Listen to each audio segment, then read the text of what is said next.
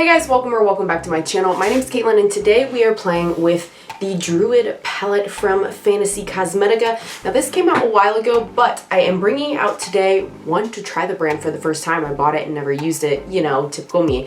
But also because they are running their holiday sale later than a lot of the Black Friday things. They go till December 5th, I believe.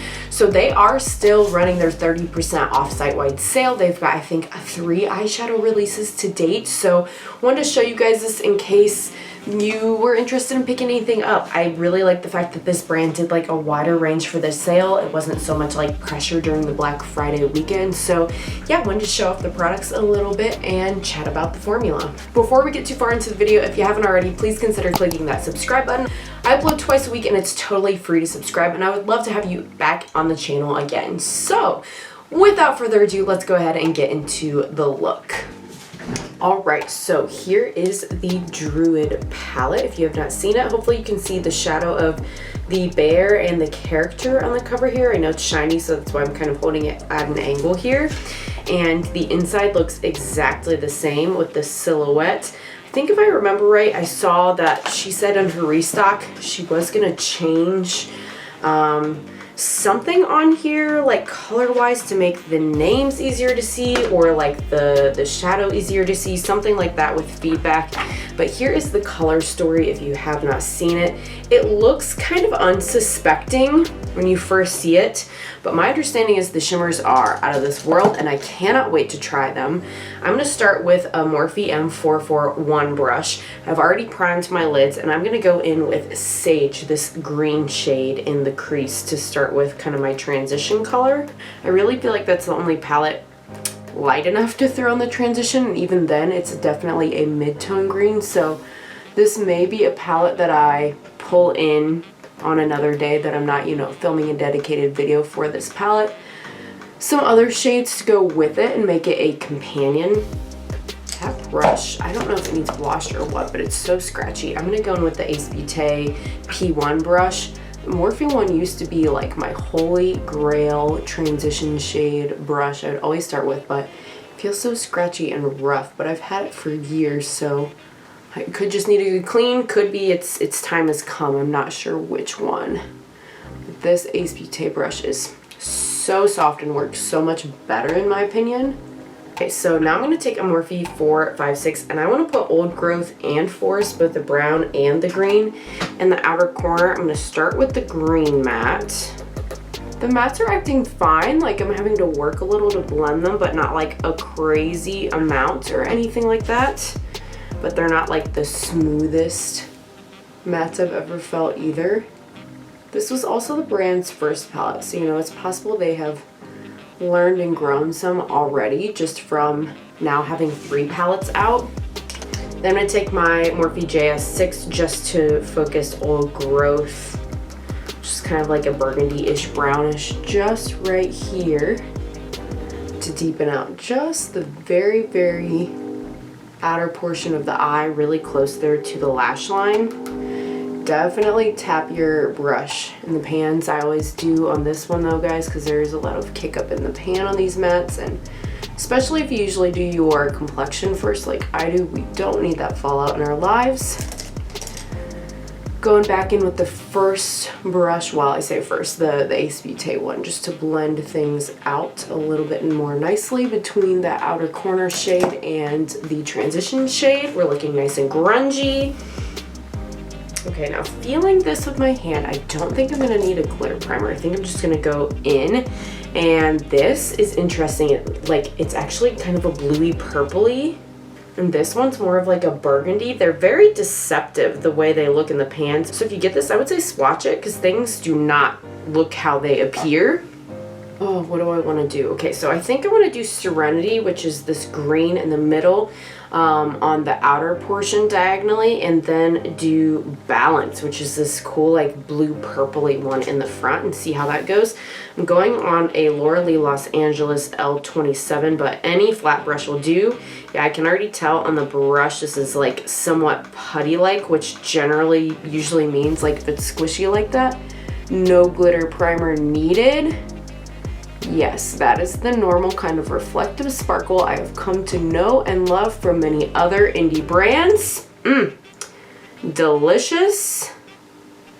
So this one doesn't look like it has like any sort of flip or anything. It's just a highly reflective, sparkly without being glitter, of course, shimmer. I mean, even just that all over the lid would be so pretty. And then on the opposite side of the brush, I'm gonna go again with Balance, which I can tell is definitely at least a blue to pink duochrome, if not some kind of multi-chrome. Oh wow, yeah, that is beautiful. It looks very teal on the eye, but there is like a flip to it. So pretty.